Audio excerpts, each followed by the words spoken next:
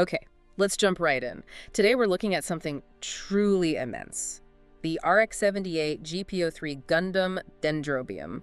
Yes, the mobile fortress system, and Oh. specifically the high-grade Universal Sentry 144th scale model kit of it. Quite the undertaking for a kit. Absolutely. It's more than just a mobile suit. Exactly. The Dendrobium itself, it's really two parts. The RX-78GP03S Gundam Stamen mobile suit. The core unit. Right, the core. And then there's the Orchis armed base. Think of it as this huge weaponized space platform that the Stamen docks with. A mobile suit wearing a mobile armor, almost? Sort of, yeah. It came out of the Gundam Development Project. The whole idea was basically merging mobile suit agility with the overwhelming firepower you'd normally see on a battleship or a dedicated mobile armor. And Bandai certainly captured that scale with the HGUC kit. Let's talk specs. You okay? It's high-grade Universal Sentry, 144th scale, first released way back in March 2002. 2002, wow. Been around a while. And the price reflects the ambition. $28,000, which even now makes it, well, the longest and priciest non-bundled HGUC kit in this scale. 28,000 yen. Yeah. Yeah, that's serious investment territory for high grade. And the size, when you actually build this thing, it stretches out to roughly 97.2 centimeters. Hey, 97? That's nearly a meter long. Yep, that's about 38.3 inches. It's huge. You basically need dedicated furniture for it. No kidding. But inside that massive Orchis, you have the Stamen, right? The kit represents that too. Oh, absolutely. The Stamen unit itself is detailed. Right, because it has to function on its own. The kit gives you articulated elbow and knee joints on the Stamen. It does, and it includes those unique folding arms, the extendable grappling ones it uses. To handle its own weapons, like Yep. the folding bazooka and shield. Yeah. Designed specifically to store compactly inside the Orchis base. Yay. Clever. Very clever. But the Orchis itself, that's where the real fireworks are, model-wise. The main armaments. You get articulated manipulator arms on the Orchis, and they hold those massive large beam sabers. Iconic, almost comically large sabers. Totally. Plus, you have panels that actually open up. Revealing the weapon base. Exactly, revealing missile bays, and some even have spring-loaded micro-missiles inside. Little gimmicks like that. Fun. And the main cannon. The Mega Beam Cannon. It's manually controlled on the kit, but it captures that battleship-level firepower look.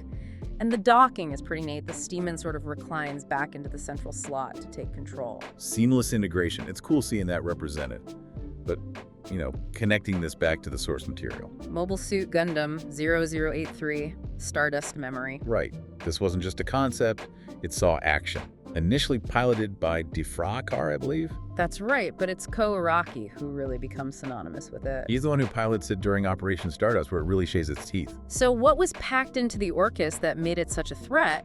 We mentioned the Mega Beam Cannon. Which could take out cruisers, yeah. But critically, it also had an I-field generator.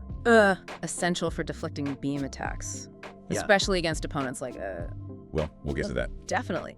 And the sheer volume of missiles.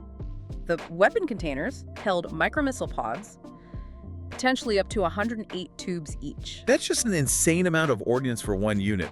Did it live up to the hype in combat? Oh, absolutely. During the climax of Operation Stardust, it was indispensable.